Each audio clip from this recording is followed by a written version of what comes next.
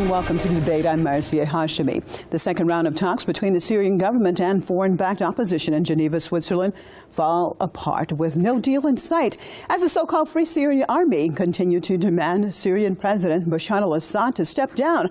Government troops on the ground are stepping up their offensive in the Aleppo area, closing in on cutting off the supply line off of insurgents via Lebanon.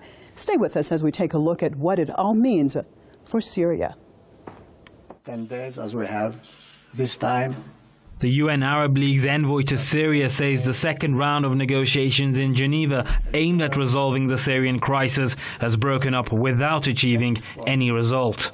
No date has been set for a possible third round either. However, I believe as I have clarified, everybody needs to go back to their base and we will contact each other to determine the coming date that is still not clear. The representatives of the Syrian government and the foreign-backed opposition blame each other for the failure. The government insists that the talks should conclude the first topic on the agenda, that is the issue of terrorism, before moving to the next one, which is the formation of a transitional governing body. The Syrian government's delegation accepted from the beginning, within the first 3 minutes of the meeting, the agenda proposed by the international mediator, Mr. Al-Brahimi. But when we sat down, it turned out they want to accept the agenda, but to focus only on one track, on the issue of terrorism. In tandem with the foreign-backed opposition, both France and Britain, two major US allies in Europe, were quick to blame the Syrian government for the collapse of the talks. Russia and the US have also been engaged in finger-pointing over the diplomatic impasse in Geneva. Russian Foreign Minister Sergei Lavrov has said the White House is seeking to derail the talks and prepare the ground for regime change in Syria. In remarks which could be interpreted as a threat against Damascus, US Secretary of State John Kerry has said President Barack Obama asked his administration to think about various options with regard to Syria. Washington is also said to have stepped up its financial support for the insurgents. It's obvious why these talks have hit deadlock. These talks from the get-go have been illegitimate. When you talk about the Syria National Coalition, this is a group that has been formed by the West. As the talks are dragging on and the bloody fighting continues to claim more lives in Syria, Saudi Arabia, another US ally, has announced plans to provide extremist Takfiri insurgents with sophisticated weaponry. These could be other indicators that Washington and its allies do not intend to resolve the three-year conflict through political means. I'd like to welcome my guests to the program. Let's start off in London with political analyst and filmmaker, Mr. Sukant Chandan. Thank you so much for being with us. Well, let me start off. Now that we have heard that basically it's fallen apart as far as the talks in Geneva, are you surprised that nothing concrete came out of these talks? Good evening, sister, and to all the listeners. No, I'm not surprised at all, and let's be realistic. When there's negotiations of this type which take place after a period, usually many years, sometimes decades, of an armed conflict, negotiations are going to be difficult. They're going to stop and start. Both parties are going to try to push their respective positions, etc. But in this particular negotiation, as with actually most post-conflict or at least negotiations that's looking to resolve a conflict, you find that those who are standing on more just principles, i.e. independent sovereignty against, quote-unquote, the greatest purveyors of violence in the world today, to quote Dr. Martin Luther King Jr., i.e. the governments in London, Paris and Washington, their backers are obviously not sincere, they're disingenuous, and they're going to use the negotiations to delay, all the while, as Obama has indicated in his words with the Jordanian King Abdullah, that he is seeking other means to pressure Syria, and that compounded with the news that's coming from so-called Saudi Arabia, that they are going to equip the death squads with more deadly weapons. Well, we can see that the kind of technology which the West are known and infamous for. So it's not surprising that the West and their allies, who are the Syrians calling for the people who divided the Balad al-Sham, the land of Syria historically, they're calling the colonizers to come back to bomb their own country and to supply death squads to conduct terrorism. It's no surprise that this is going on, sister.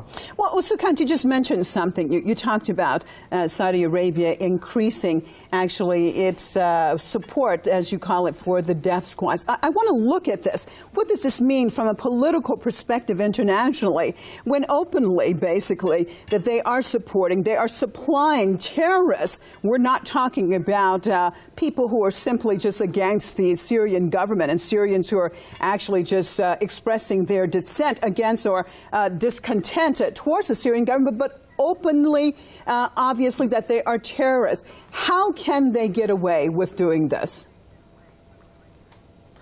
Quite, sister. Well, I think we have to go to the source of the problem, and the source of the problem is not in Riyadh.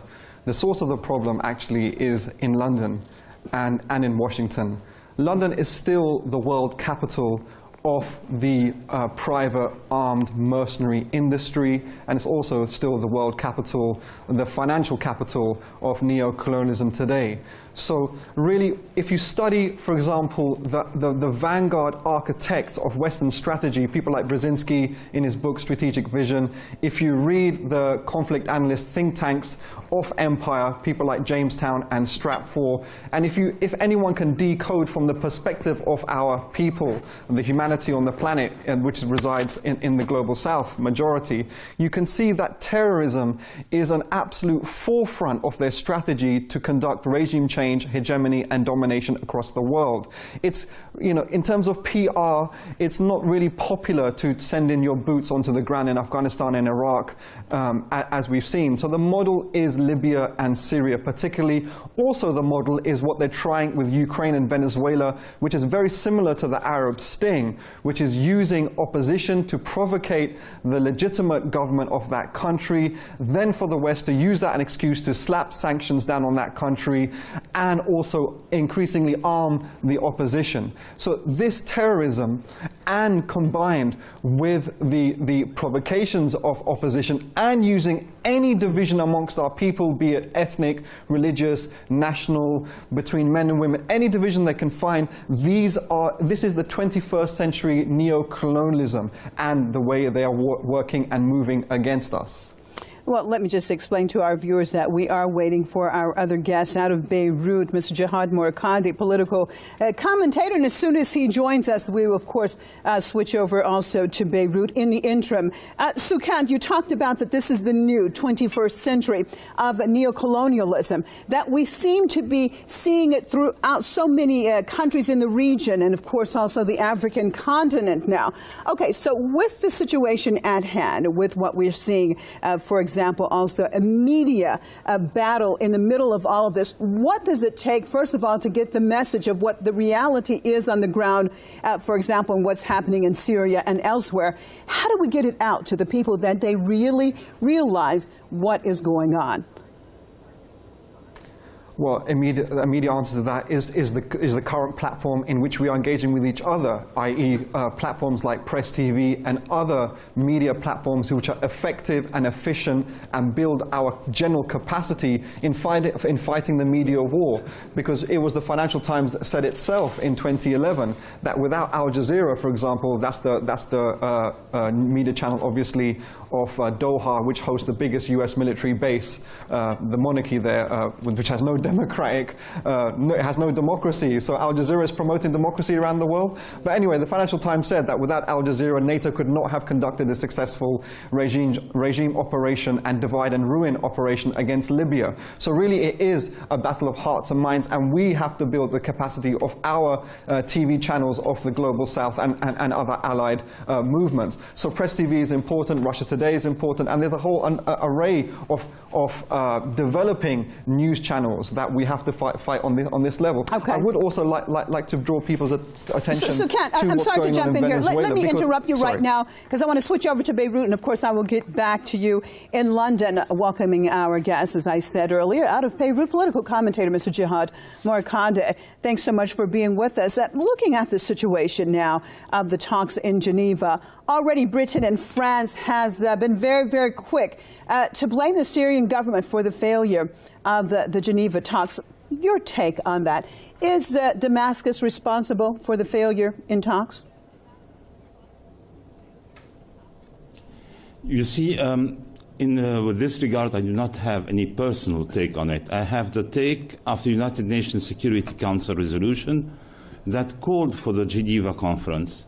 And it says very clearly, it was voted in September, it says very clearly, endorses fully the Geneva communique, which sets out a number of key steps beginning with the establishment of a transitional government body exercising full executive powers, which could include members of the present government and the opposition.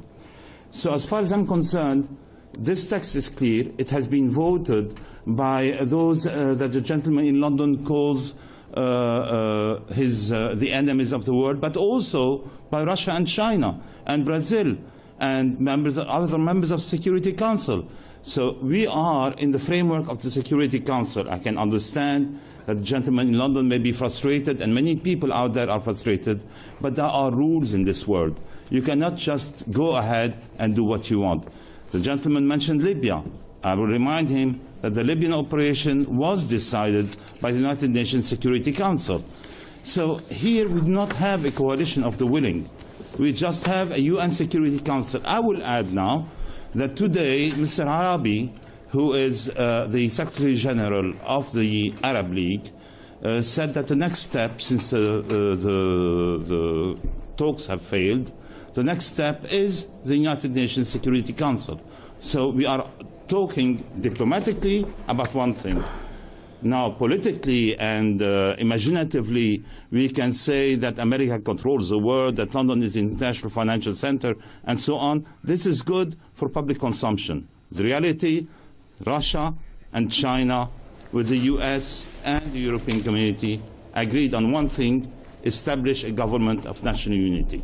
Okay. That's all. So the people who do not want that, let me just finish, those who do not want that were the Syrian delegation. They kept on saying during 2 sessions that all they want is to talk about terrorism. I've read Geneva 1 and Geneva 2, and both of them don't talk about terrorism. So where the hell did they get this from? This is why it is totally unacceptable. The attitude of the Syrian government is totally unacceptable, and this is why they were blamed by the British, and the Syrian government was blamed by the British and the French.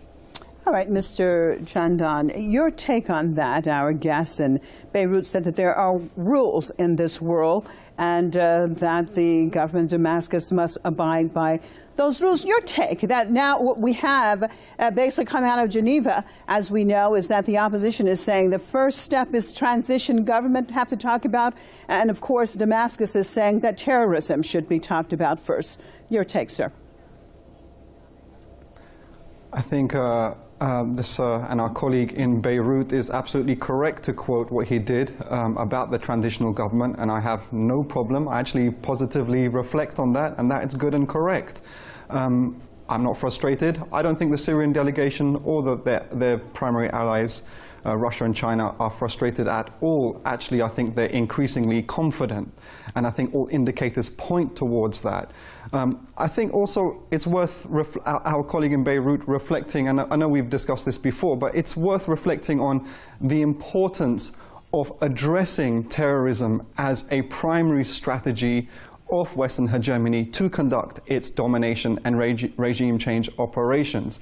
And of course, Lebanon is no stranger, unfortunately, to terrorism, and it's suffering the direct fallout of Syria. And I would argue, actually, that the conspiracy against Syria was directly targeted also against Lebanon, because it hosts one of the greatest non-state defiers and threats to Zionist and Western hegemony in the region. That is the Islamic resistance movement of Hezbollah, which decided that in its own interests it needs to enter the Syrian conflict to protect Lebanon. And I think a lot of people would say that that is a wise move. But back to the confidence, there's no frustration, there's a lot of confidence, and confidence has increased when General Sisi and the Foreign Minister of Egypt, Fahmy, has gone to Moscow to meet Lavrov and Putin, and they've had a joint statement in defending Syria's sovereignty against Western interference. This is a historic blow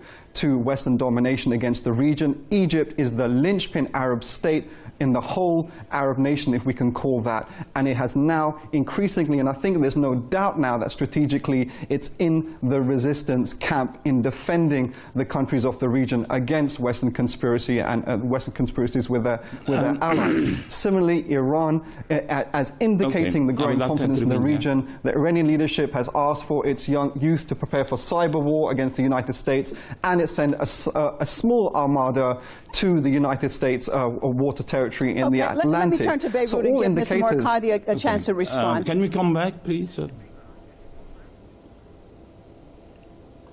Yes. May I respond? Yes, please. Yes. With regards to all the gentlemen in London said, forget about Lebanon and Hezbollah intervention in Syria. This is not the topic that we are discussing right now. I just want to reframe what is happening in Syria. On the one hand, you have the Syrian government saying they are fighting terrorists. On the other hand, the United Nations Security Council, and first of all, Russia and America, have decided there are two parts in Syria. There is something called the opposition and something called the Syrian government. And both of them have to sit down and talk with each other. So stop calling the opposition terrorists, because even the Syrian government is sitting with them under pressure from Russia to talk to this Syrian opposition. So it is the Syrian opposition, and don't call them terrorism. Second, what you are calling terrorism and what the Syrian government is calling terrorism at the Geneva talks is nothing. It is absolutely nothing. It is an excuse for the Syrian government not to move over to discussion over the transitional authority. The proof that it is an excuse is that when Lakhdar Ibrahimi suggested that we can talk about both things at the same time, which is what the Syrian called terrorism, the Syrian government calls terrorism on the one hand, and the transitional authority on the other. So if indeed the Syrian government was serious about these talks, he would have accepted the proposal of Mr. Brahimi. But in fact, they spent the whole week insisting about talking about terrorism first. With whom? With the opposition. Now, knowing very well that the ultimate goal of these negotiations is a transitional authority, as suggested and said specifically in the UN Security Council. So why don't they want to talk about it? Because basically Bashar al-Assad wants to do only one thing: stop the opposition fighting against him, and then he will never do any transitional authority. Okay. All right, Mr. Chandan, Assad, your take. As I read recently in the Washington Post. Mr. Chandan, your response, please. Very quickly, because I want to switch over to some Facebook perspectives. Go ahead, Mr. Chandan. Yeah, I think it's actually correct of Mr. Brahimi to suggest that both things can be discussed, and actually would agree with our colleague in Beirut that that is a correct way forward. But again, I think we have to reflect on the Syrian attitude, which is obviously one of swagger at the talks. And why is that so? Why should a country's representatives really kind of humor and entertain those that have contributed directly to descending that country into a war where tens of thousands, hundreds of thousands of people have been killed at the behest the and UN at the, Security Council said so. The primary, excuse me, sir, at the primary interests of London and Washington and their closest Gulf allies. I mean, we have to be a bit proportionate, understand that. And Russia and China. And Russia and China. Where our colleague in Beirut... Yeah.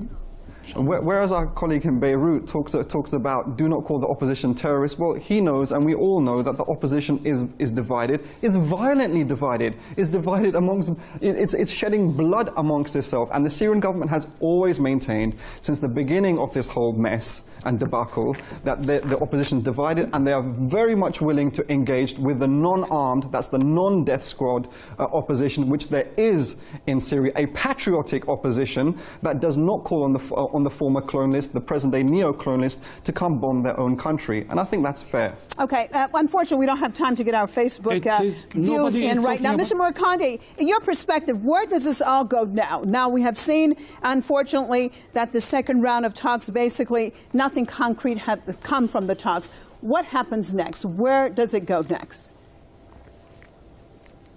It is very easy.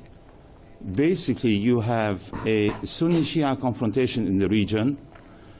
The United Nations Security Council recognizes that.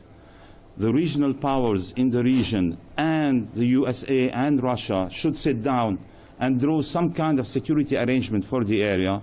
Once this is done, Syria can be resolved. But before this is done, everybody is going to be fighting both sides of the divide. That is for one. And I think the UN Security and the UN Security Council is going to meet just about that. And the visit of President Obama to Saudi Arabia and the talks with Iran are going to help bring about a situation. Remember, the Iranian foreign minister just recently said exactly the same thing. He said, and I'm going to read it to you, he said, Mr. Jawad Zarif, Iran and Saudi Arabia share a common interest in a secure environment.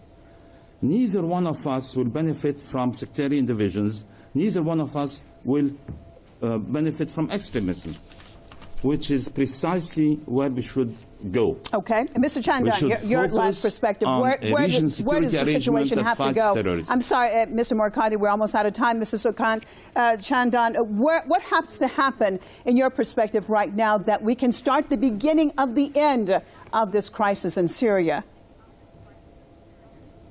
Well, just to respond just very quickly, I don't think it's a Sunni-Shia thing. I think that's pretty much really what the London and Washington likes to think. General Sisi and the Foreign Minister Fahmy is not Shia, they're Sunni. The PFLP General Command and the Palestinian Islamic Jihad, who are supporting ostensibly the struggle against the death squads in Syria, are not Shia, they're Sunni. So I don't really go in for this type of sectarianization of the issue. In terms of where things have to go, things really, what ideally Syria needs to do is to seal its borders. Because Turkey and the Gulf and their backers in London and Washington are obviously going to keep feeding in the death squads into Syria. So as long as that happens, this conflict will not see an end. But the strategic end has already started. The death squads are on a strategic loss, and the independence movement of the region are towards victory. And I think that's reflected in all the things that we've discussed. All right, I'd like to thank both of you. Unfortunately, we are out of time, but I appreciate political analyst and filmmaker Mr. Sukant Chandan out of London, and political commentator Mr. Jawad Morkandi out of Beirut. And as always, viewers, we appreciate you being with us as we've taken another look at one of today's top stories. Well, I'm Marcia Hashimi, signing out for the debate right here in Tehran. Thank you so much, and goodbye.